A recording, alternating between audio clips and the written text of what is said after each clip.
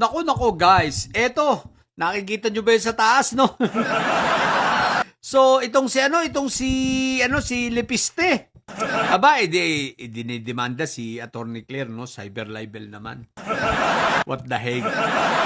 Pero hindi yun ang punto ko, guys. Kayang-kaya ni Attorney Claire yan. Ano yan? Walang-wala. Paano may sa cyber libel yan ano siya? Congressman siya. Hindi dapat siya. Ito naman, syempre, ang abogado niya, si Topak Sio, alam na this. Pero yun ang pinupunto ko ngayon, no? Pabayaan lang natin yan at walang mangyayari dyan. Maniwala kayo. Dahil siya ay congressman, hindi dapat siya balat sibuyas. Tapos yung issue pa niya, yung ini-issue, issue pambayan yun. Hindi yun private, public concern yun. At yan itatapikin natin sa ibang episode. Eto guys, nakikita nyo kung sino ang abogado? Aba, si Topak Sio.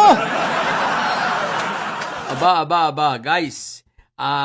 Bakit kay Lepiste si Topak Sio nag-abogado agad? Bakit pag kay Meow Meow hindi? Meow Meow! Unfair talaga, Meow Meow. Iniwan ka na talaga. Isipin mo, pag si Lepiste, ang bilis nila mag-abogado.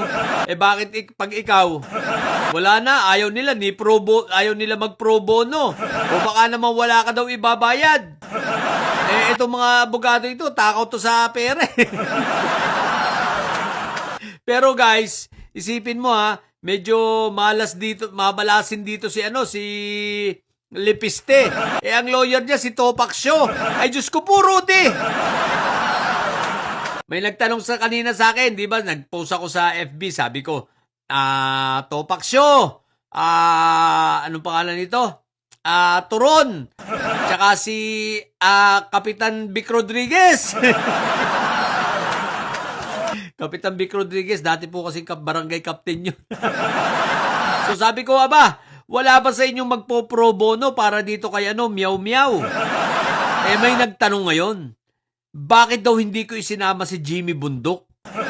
Abogado rin naman yun. Siya nga naman, tama naman. Abogado rin naman si Jimmy Bundok. Kaya lang, ang problema, kaya hindi ko isinama, kulang sa experience. Ay, hindi pala kulang. Wala pang experience. No?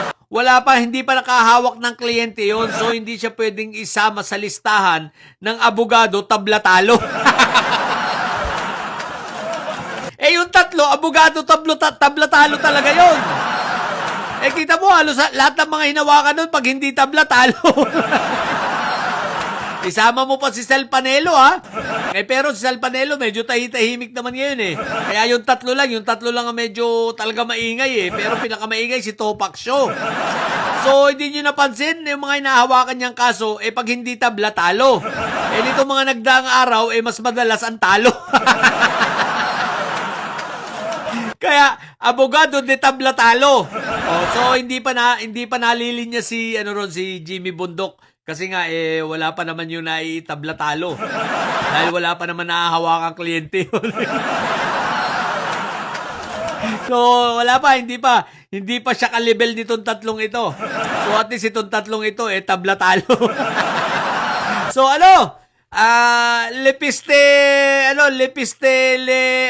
Lebentador. Medyo alanganin ka sa lawyer mo, Mag-iingat ka dyan. Alam mo naman yan, tabla-talo yan. Ngayon, guys, ito.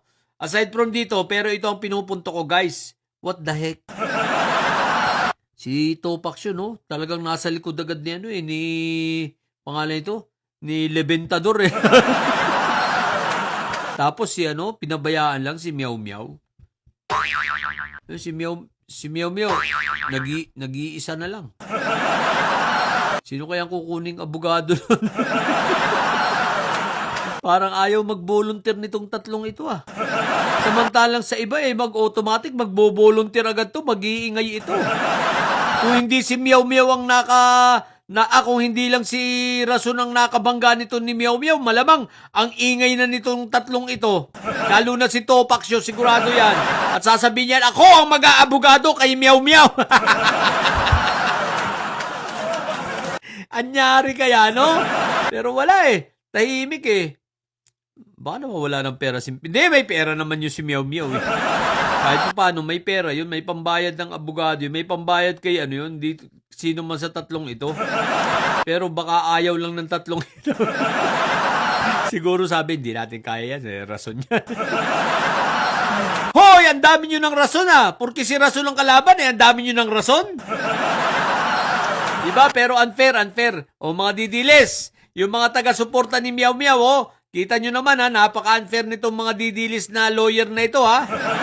Pag si kay pangalan ito, kay Lebentador, kay Lepiste Lebentador, kita nyo naman. Andyan agad sila, kahit alam na alam nilang sablay ang demanda.